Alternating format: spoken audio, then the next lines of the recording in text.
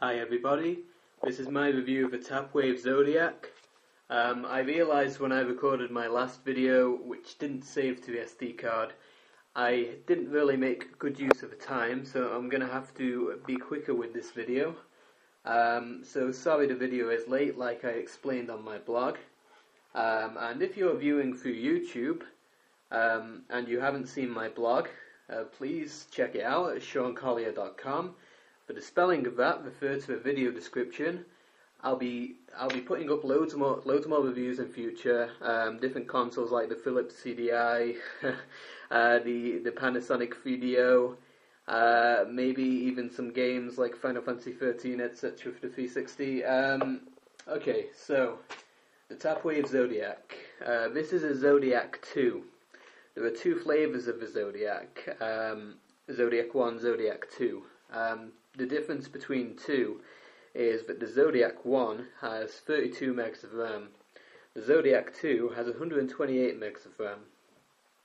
So, the Zodiac is made by Tapwave, and it's the Zodiac is also a PDA as well as a handheld games console.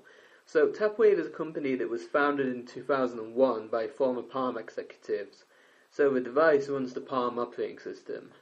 In 2002, Tapwave signed a licensing agreement for the operating system. Then in 2003, the Zodiac was released to the public. So that's just 2 years after the Game Boy Advance. So what's so special about that? The Game Boy Advance only had about 17 MHz processing power. The Zodiac had 200 MHz, and that was probably overclockable. So, also the RAM. Game Boy Advance had 500k of RAM, and like explained, Zodiac 32 megs, 128 megs. That's a great deal better. Of course, specs aren't everything, and very much so. The Game Boy Advance had a very large collection of games from various developers. The Zodiac only had a handful of commercial games, a lot of homebrew that you could run on it, like the GP32, the GP2X. It's not an open source handheld, but it has a lot of good homebrew for it. Okay, so with that summary out of the way, what about the games? The Zodiac lacked a big commercial library, like I said, but the games that came out for the Zodiac were, they were quite a milestone for handheld gaming at the time, because it even has a 3D graphics chip. And some of the games are really spectacular for 2003, and I'll show you a few of those soon. So, you can see it here in front of me. Let's take a look at it. So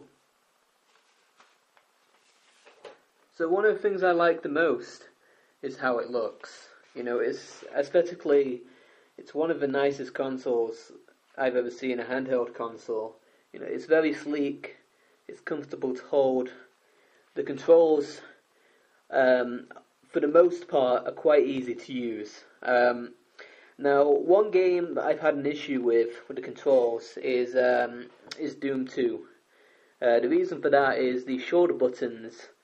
They require a little bit of they don't really stick out like other handhelds, so you have to really press it in. But otherwise, the controls are great. Doom is pretty much the only game that I've had a big problem with, and I imagine that would apply to other first-person shooters, which are, they rely on the shoulder buttons a lot. Okay, so I'll show you the interface now. Hold on, I've got something open there. Right. So the Tapwave Zodiac is touchscreen. So this stylus, you can actually put it on the back there and then pull it off, and it works very well. It's a metal stylus. It's very professional. Much better than the Nintendo DS. Okay, so you can see the icons are arranged in a circle here. So the analog stick here corresponds to the position of the icons. So I'm going to show you two games. The first is Stunt Car Extreme, which is a launch title for the Zodiac, And the second is an unreleased game called, well, you know what it is, Tomb Raider. This is a port from the PlayStation version, and it includes both Tomb Raider 1 and 2, and I think some kind of gold edition or something. So if I want to launch Stunt Car Extreme, I can just press up here and then that will launch it. So I'll show you a quick amount of gameplay on this. Turn it up a little bit.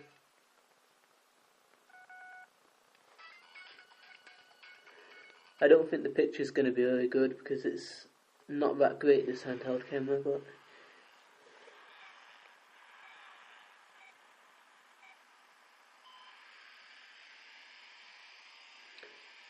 this is very much a pick up and play game. But I think it's great. Fun stuff. Great for a launch title.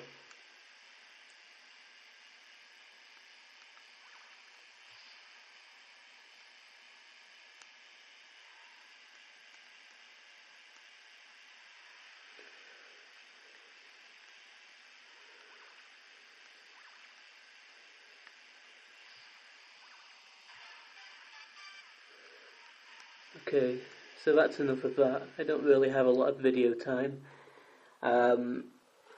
So, I'll just showcase Tomb Raider as well, and then I'll discuss more of the Zodiac itself. So, Tomb Raider here. Has some kind of debug screen here because, it was unreleased, so.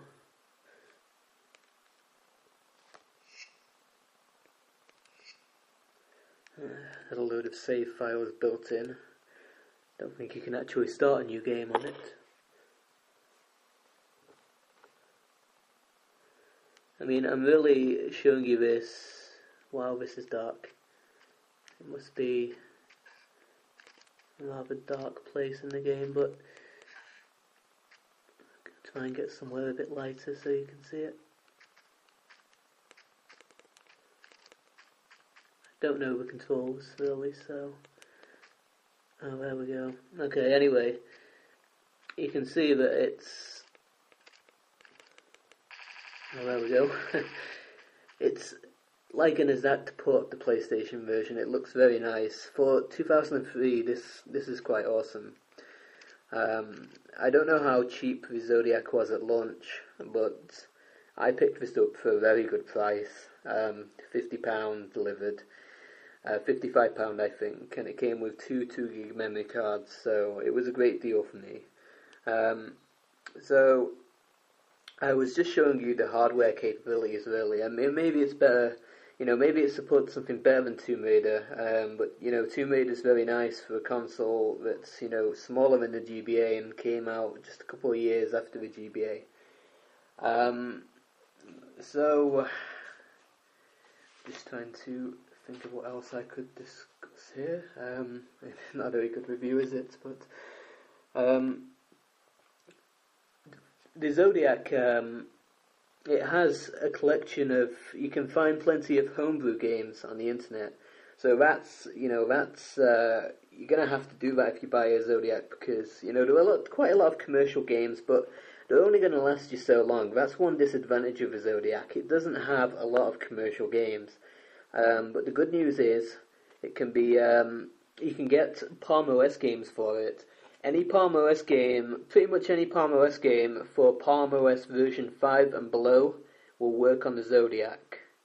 And you can also download homebrew titles, which are made by the fans, the users of the Zodiac. The Zodiac does, you can play homebrew on it, but it isn't an open source console, so it doesn't run Linux or whatever, but like the GP2X or whatnot. But for the price I got it, it's an amazing console.